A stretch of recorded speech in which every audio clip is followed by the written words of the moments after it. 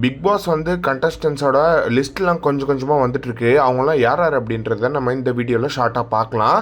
First யார் அப்படின்னு பார்த்தீங்கன்னா வந்து 2 பிக் பாஸ்க்கு முன்னாடி வந்த தனலட்சுமி வந்து திருப்பி ரீஎன்ட்ரி கொடுக்க போகிறாங்க அப்படின்றது ஒன்று இருக்குது. ஏற்கனவே அவங்க வந்து அந்த பிக் பாஸ்லேயே செம்ம சண்டை போட்டிருந்தாங்க அசீம் கூட, அதுக்கப்புறம் விக்ரமன் கூட அப்படின்னு சொல்லிட்டு சண்டை மட்டும்தான் போடுவாங்க அவங்க.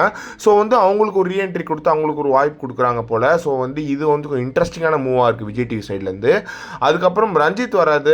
ராசகாபாளையம் படங்களில் நடித்த ரஞ்சித் அவர்கள் வராரு. இவர் கொஞ்சம் ஃபேமஸான ஆக்டர் தான். பட் இப்போ சமீப காலங்களில் அவருக்கு பெருசாக படம் கிடைக்காதனால இந்த பிக் பாஸ்குள்ளே வராரு. ஸோ வந்து இவர் கொஞ்சம் கான்ட்ரவர்சியான ஆள் தான். இந்த வாட்டி பெரிய சம்பவம் பண்ணுவார் அப்படின்றது ஒன்று இருக்குது. அதுக்கப்புறம் சந்தோஷ் வராரு. சந்தோஷ் வந்து நம்ம நிறைய படங்களில் பார்த்துருக்கலாம். முக்கியமாக சார்பேட்டா பரம்பரையில் நடிச்சிருந்தார்.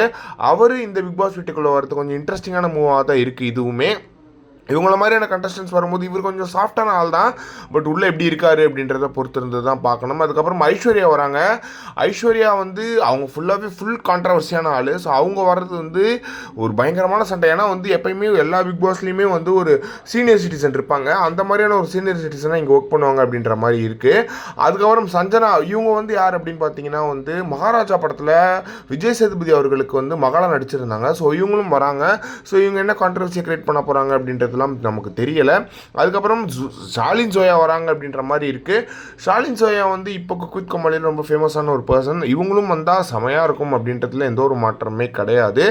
ஜாக்லின், சௌந்தர்யா நஞ்சுமுடன் வராங்க அப்படின்ற மாதிரி சொல்லப்படுது. இவங்க எல்லாமே கொஞ்சம் ஃபேமஸான ஆர்டிஸ்ட் நம்ம எல்லாருக்குமே தெரியும்.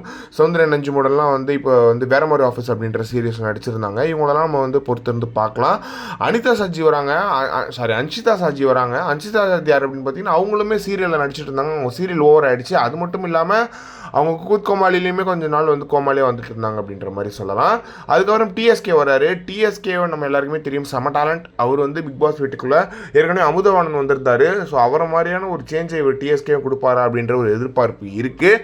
அதுக்கப்புறம் பாரதி கண்ணம்மா நடித்த ஹீரோ வராரு. ஆர்னவன் அப்படின்னு ஒரு நடிகர் வராரு. அது இவங்களாம் கொஞ்சம் ஃபேமஸான ஆர்டிஸ்ட். அப்புறம் டான்ஸர் கோகுல் வராங்க அப்படின்ற மாதிரி சொல்லப்படுது. ஸோ இவங்கெல்லாம் வரது வந்து ஒரு மிகப்பெரிய சேஞ்சாக இருக்க போகுது அப்படின்றதுல எந்த ஒரு மாற்றமே கிடையாது.